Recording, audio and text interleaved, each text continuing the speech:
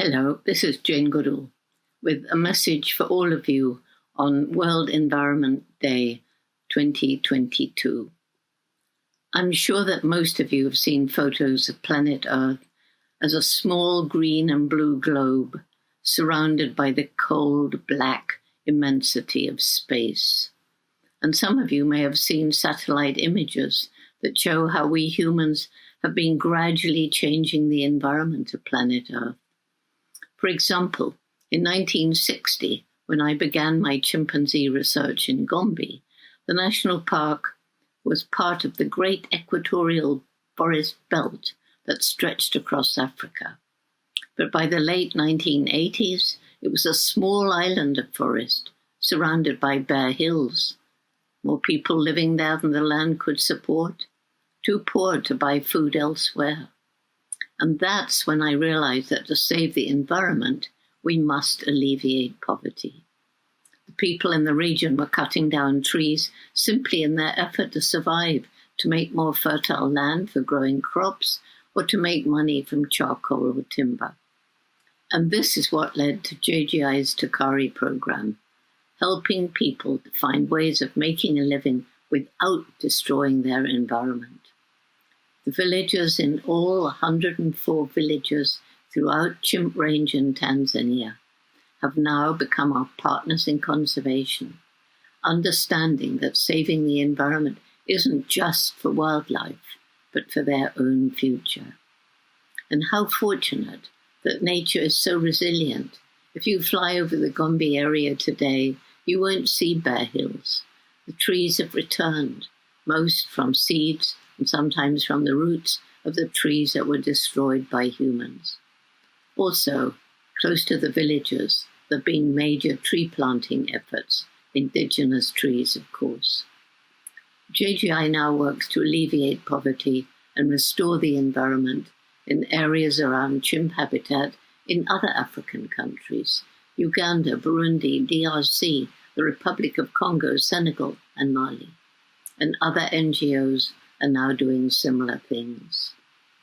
We humans are but one species, but our footprint on the planet is gigantic and harms so many other species. This was not so when we were hunter-gatherers, but the one difference between us and all other creatures is that we developed this oversized brain. Our early ancestors invented weapons, spears and bows and arrows and traps. And from then onward, we had an increasing advantage over other animals.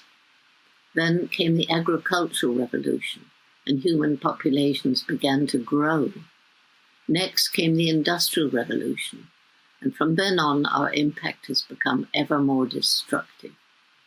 We've burned increasing amounts of fossil fuel, creating massive amounts of CO2, the most prevalent greenhouse gas.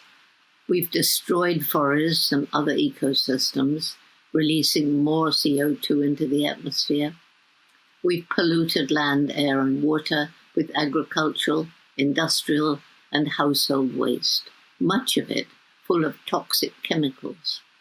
Industrial-scale intensive farming has cleared huge areas of habitat to grow crops, and led to the widespread use of chemical pesticides and herbicides.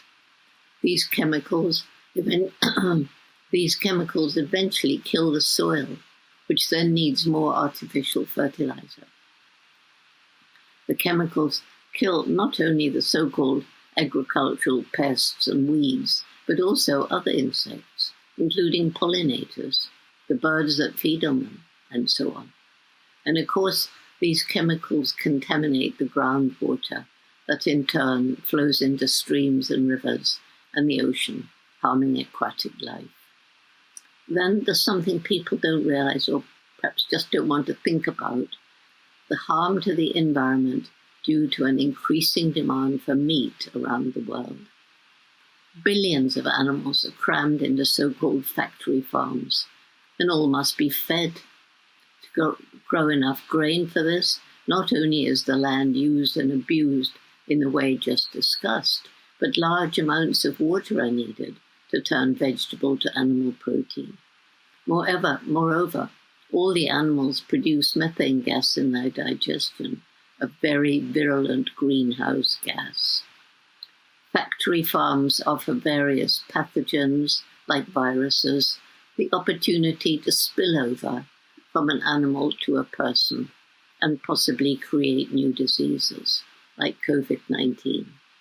And don't forget the almost unbelievable scale of suffering caused to the animals, billions of sentient beings, each one an individual capable of feeling distress, fear, and of course pain, who are treated as mere commodities, not much different from a sack of wheat grains. We tend to forget that our military, even in peacetime, makes a huge impact on the environment as it tests new weapons of defense and offense and conducts exercises. And just think of the harm to the environment caused by the emissions from tanks and planes and bombs and all the rest of it during actual war. It's happening now as Putin's forces attack Ukraine. Well, all of that is grim, but don't despair. Change is in the air. People are listening to the voices of the indigenous people who for hundreds of years have been guardians of the natural world. Protection of the environment is now high on the political agendas of most countries around the world. New bills are being passed in governments and city councils. Environmental lawyers are helping people to protect their land, often pro bono. So, you see, from understanding comes caring. From caring comes action. There are protests that cross party political lines and can involve people from around the globe. Social media plays a major role in this. Our very own Roots and Shoots members, hundreds and thousands of them of all ages in over 60 countries, are working on projects of their choice to make things better for this interconnected world of people, animals, and the environment. They understand that our human health is closely related to the health of the environment and that of the wild and domestic animals with whom we share or should share the planet. Today, World Environment Day, is a time for all of us to think about how we can heal some of the harm we've inflicted on our precious blue and green planet, and how each one of us can help.